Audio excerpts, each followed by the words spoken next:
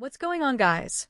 Ring Rumble here once again, bringing you the most shocking and talked about stories circling the world of professional wrestling right now. And trust me when I say this, today's roundup is absolutely loaded with explosive updates, major revelations, and rumors that could completely change the way fans look at some of the biggest stars in WWE and beyond. So strap in and get ready, because we're about to dive headfirst into the chaos of this week in wrestling, where we'll be covering everything from John Cena openly admitting his heel run was a failure, Cena once again dodging questions about The Rock and refusing to go there until his retirement is fully complete, Chris Jericho possibly closing in on a sensational return to WWE after years away in AEW, WWE revisiting a forgotten 90s-style pay-per-view concept, Ryback of all people suddenly defending Triple H against some vicious online body shaming, a veteran WWE star preparing to reinvent themselves with a brand new persona, and so much more, including shocking behind-the-scenes pitches WWE actually rejected, Undertaker's surprising involvement in international wrestling,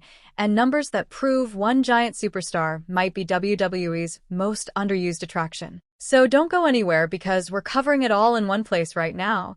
And if you haven't already subscribed and hit that notification bell, make sure you do, so you never miss daily updates on everything happening in the squared circle and beyond. Now, with that said, let's hit the intro and get right into it, because our first story focuses on none other than John Cena finally pulling back the curtain on his heel run and what really went wrong. Now, Cena has always been brutally honest whenever he feels the time is right to speak openly about his career decisions. But this time around, he took things even further at Fan Expo Chicago when he admitted for the first time that his heel run did not go the way he or WWE envisioned, and in fact he flat out called it a failure. Something that will surprise fans who remembered how controversial and highly anticipated that shift in his career was. Cena explained that his very first heel promo, the one that was meant to set the tone for the entire run, ended up being the exact moment he dropped the ball. In his words, he bombed. And while at the time some fans and critics praised his delivery, the live audience wasn't buying it and struggled to boo him in the way the creative team needed them to. The promo ended up sounding like the same old, "you people turned on me" type of heel rant we've all heard 100 times, and more importantly, Cena admitted he failed to make the motivation clear, failing to properly connect the story to larger issues, such as his rivalry with The Rock.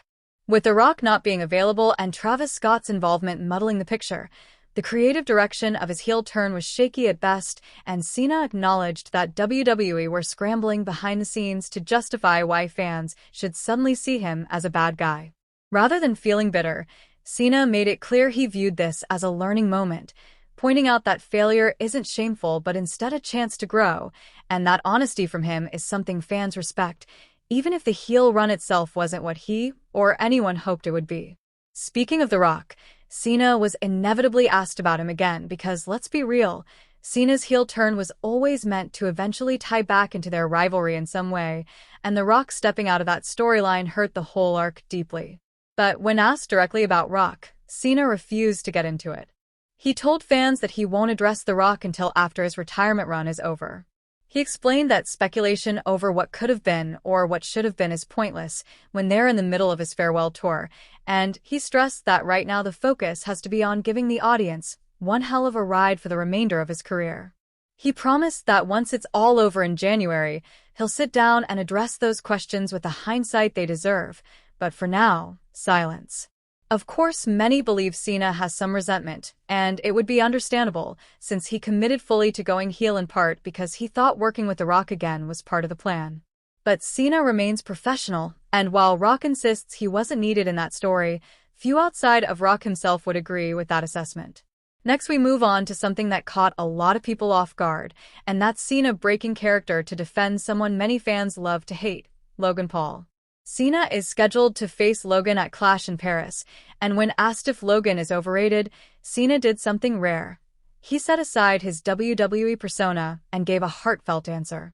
He flat out said Logan is underrated, not overrated, and he believes Logan gets an unfair rap.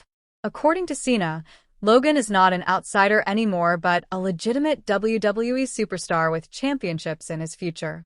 He went so far as to admit Logan could beat him if he isn't careful, stressing that he's training hard because he knows Logan is a dangerous opponent. Many fans criticize Logan's involvement in Cena's farewell run, but Cena himself clearly views Logan as a valuable opponent worthy of respect, which might be a surprise for those who still see Logan as a social media star dabbling in wrestling. Now, let's pivot to another bombshell, and that's Chris Jericho. The rumor mill has been spinning fast because Jericho, who is still technically under AEW contract, has gone quiet on their programming, and over the weekend, he liked an Instagram post hinting at a WWE return. While it could just be Jericho trolling fans and stirring buzz, the timing is interesting since his AEW deal is set to expire soon, and fans online have begun speculating heavily about the possibility of Jericho coming home for one last WWE run before Hall of Fame induction. The timing would align with the 2026 Royal Rumble, and WWE has always loved pulling out big names for Saudi Arabia events, where Jericho historically gets massive reactions. Given how Jericho reinvented himself countless times across decades, another WWE return doesn't feel impossible, and the buzz around it has certainly reignited debate among fans about whether they'd like to see one last Jericho run on WWE soil. Another fascinating piece of news is the revelation that WWE still rejects creative pitches if they cross certain lines, and Naomi along with Jade Cargill recently found this out when their ideas for Evolution 2 were turned down. According to Jade, the duo wanted to incorporate mace and razor blades into their match to push the limits of physical storytelling, but WWE said absolutely not. While it's easy to understand the reasoning, mace could hit the crowd and cause a lawsuit, while razors are considered too graphic to be visibly shown on WWE TV. The fact the women even pitched these ideas shows how eager they were to go all in on making their match memorable. In the end, their match still delivered, but it's a reminder that even though WWE has pushed PG boundaries in recent years with occasional blood, swearing, and edgy imagery, there are still lines they simply will not cross.